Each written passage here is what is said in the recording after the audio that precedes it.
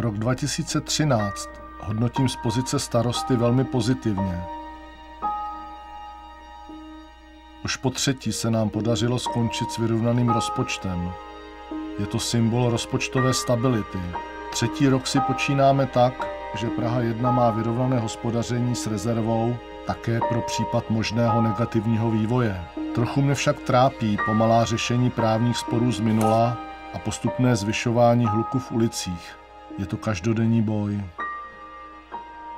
Hra v šachy nás učí, abychom nikdy nestráceli odvahu jen proto, že naše současné postavení nevypadá úplně nejlépe.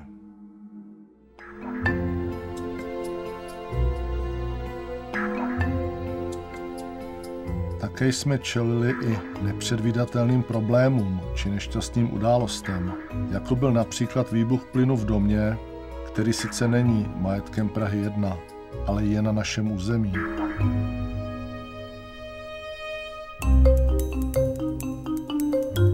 Prací komunálního politika je péče o veřejný prostor, budovy a v nich žijící obyvatele. Při takovýchto tragédiích musí městská část vždy jednat, zajistit náhradní ubytování, jídlo a pití.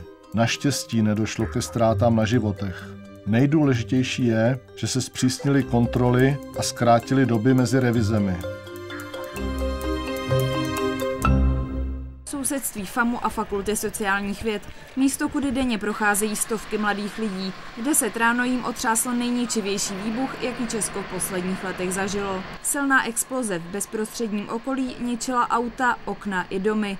Výbuch slyšeli lidé až kilometr daleko.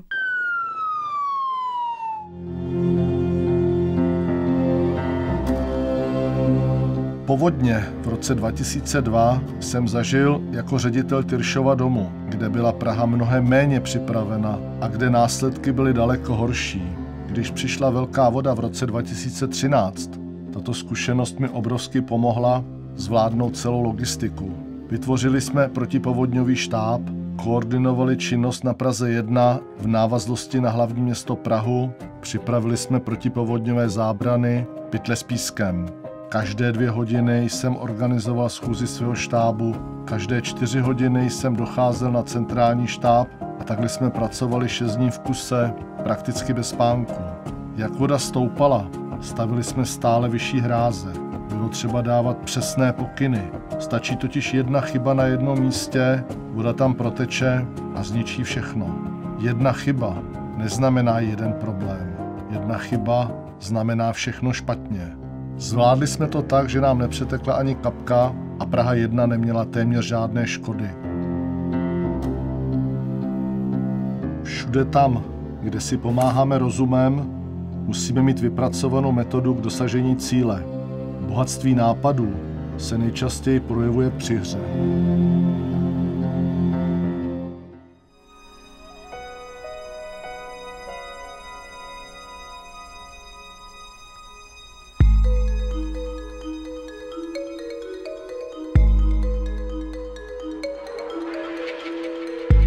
Rok 2013 byl rozhodující, co se týče velkých investic. Rekonstrukce Střeleckého ostrova byla jednou z nejdůležitějších investičních akcí posledních let.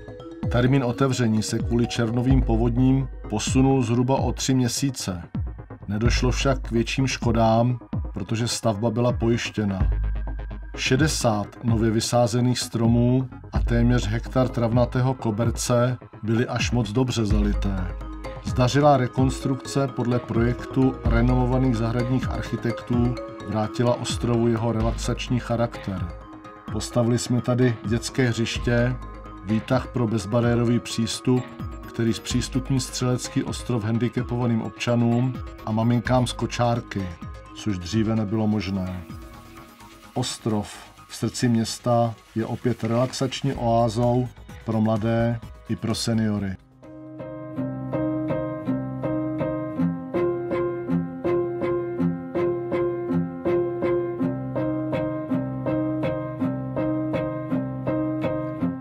V naší práci je potřebná neustálá kontinuita a tak jsme se už během rekonstrukce Střeleckého ostrova připravovali na rekonstrukci ještě větší a těžší, na rekonstrukci Tuntaxisova paláce. Nechtěl jsem, aby se z něj staly jen další reprezentační prostory, kterých máme na Praze 1 přebytek, ale aby to byl prostor pro život. Školství je tou správnou volbou. Od roku 2002 nebyl palác vůbec opravován a zel prázdnotou. Věděl jsem, že není možné nechat takovou památku v našem vlastnictví dále chátrat.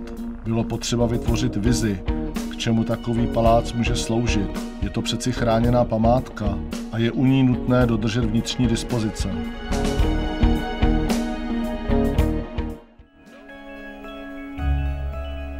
V první řadě je třeba najít smysluplné využití. Na návštěvě jedné zahraniční ambasády jsem se setkal se zástupci Angloamerické univerzity. Jelikož dispozice paláce je pro velké přednáškové sály pro studenty velice vhodná a vedení univerzity mělo o pronájem zájem, ukázalo se, že využití tohoto paláce ve školství je výborný nápad. Vyhlásili jsme tento záměr a jako zájemce se Angloamerická univerzita opravdu přihlásila. Bylo sjednáno roční nájemné ve výši 9 milionů korun a pronájem na délku 15 let. Životnost této investice je však mnohem a mnohem delší. Památka, která nebyla opravována více než 100 let a postupně chátrala, byla zachráněna před demolicí.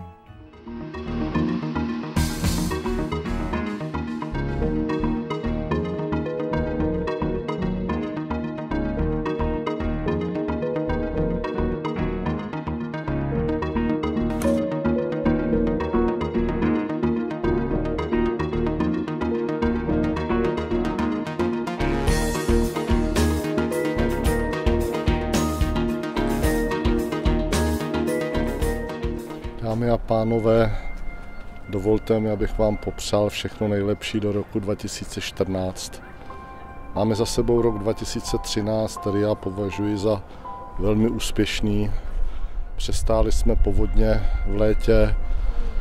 Během roku se podařila řada významných investičních akcí, jako je dokončení rekonstrukce Střeleckého ostrova. Skončili jsme s vyrovnaným hospodařením. Začala rekonstrukce Tuntaxisova paláce, dokončili jsme inventarizaci, dokončili jsme audit, který konečně po roce a půl rekonstrukce účetnictví dokázal, že městská část Praha 1 má auditovanou správu bez výhrad. Jsem hrozně rád také, že to není jenom o tom, že se stříhají pásky, ale je to o poctivé každodenní práci, která vrcholí tím, že úřad funguje ve své kontinuitě. Přál bych nám všem, aby jsme v příštím roce mohli před vás předstoupit s čistým svědomím a aby úřad městské části Praha 1 byl tím místem, kde obyvatelé naší městské části najdou podporu a záštitu. Na zdraví a na úspěchy v roce 2014.